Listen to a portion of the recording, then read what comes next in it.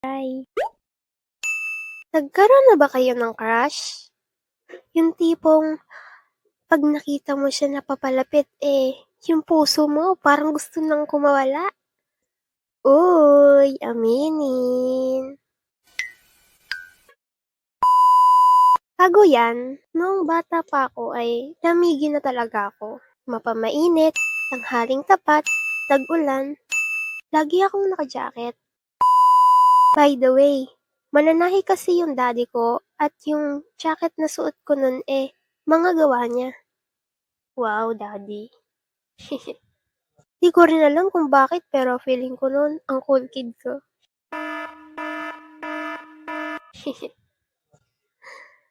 Isang araw, pumasok ako sa school ng naka-jacket as usual. Pero this time malamig yung panahon kasi may bagyo that time. Ate Rai, anong connect nung jacket sa crush? So, ito na nga. May naging kaklase kasi ako na transfer student na lalaki. Tawagin na lang natin siyang si Tim. Siya yung first crush ko. Ay, Shee! Chinito Parang may Chinese siya na kamukha na artista. Legit guys. Ang pogi niya. Plus, mabait siya. Di siya bully tulad nung iba kong kaklase. Yun nga lang, may pagkapa-full tong taong to. Hindi lang ako yung may crush sa kanya, kaya hindi ko na lang din sinabi.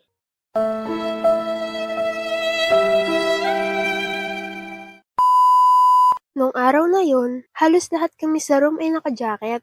Siya yung wala. Tsaka yung pwesto kasi niya nasa tabi siya ng bintana. Which is, kapag humangin ng malakas, parang magyayelo ka na lang ng wala sa oras.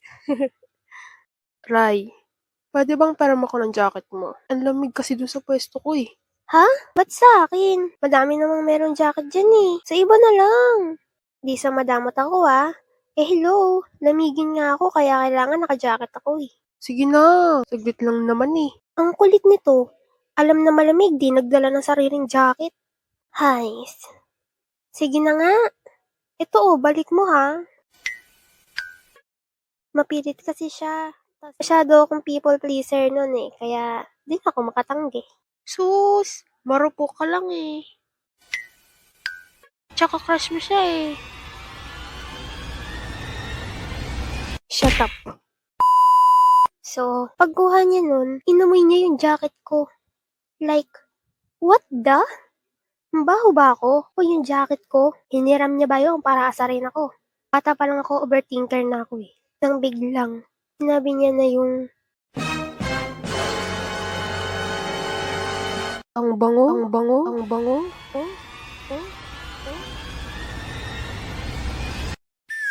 Tas, ngumiti siya at sinuot agad yung jacket ko like, ang bilis ng tibok ng puso ko, Tapos, tumingin siya. Pero syempre, patay mali siya na lang ako. At focus na lang sa study.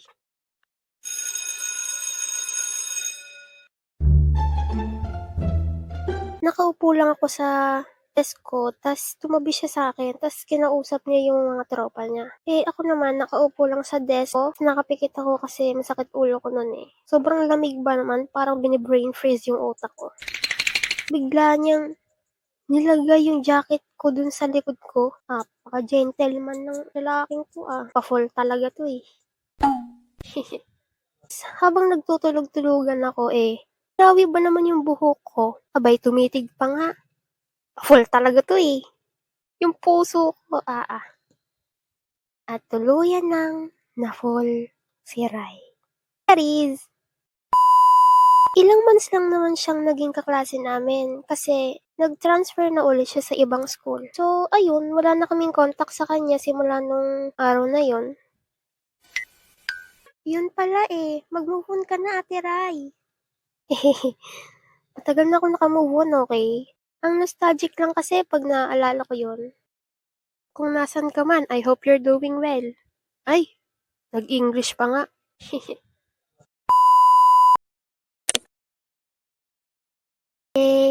Lumapit siya. Tapos, biglang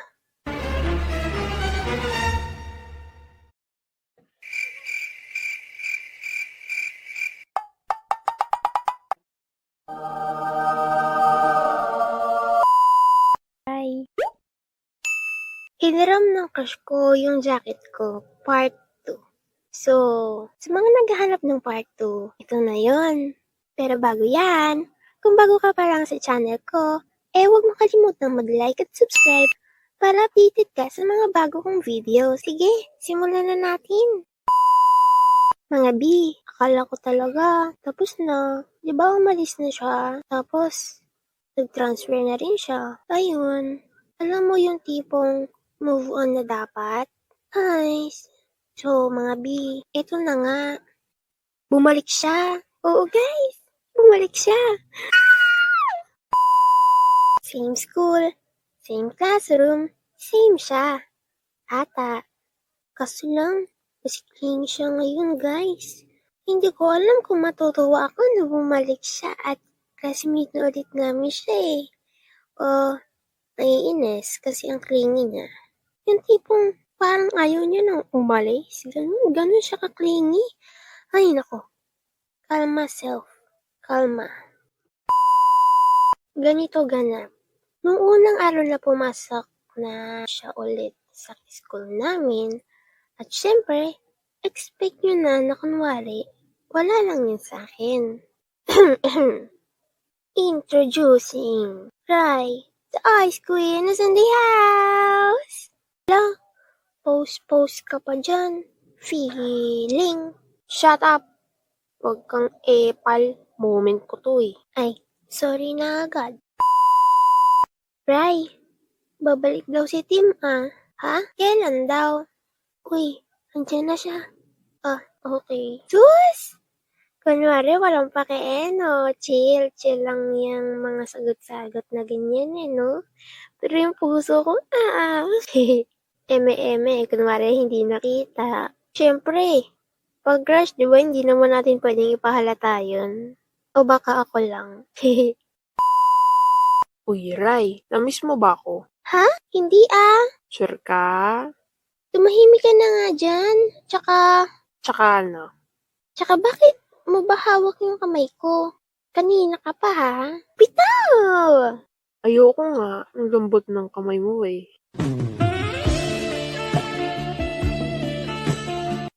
Doon ka na. Nakakainis ka na eh. Inis daw no, pero deep inside kinikilig. Magsulat ka na nga lang dyan. Ay, ang galing. Sulat nga pero di naman binitawan yung kamay ko.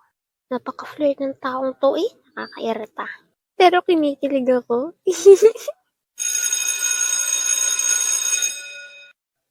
So, ayun. Habang nakatayo ako malapit sa bintana at nagpapahangin, lumapit siya. Tapos, biglang,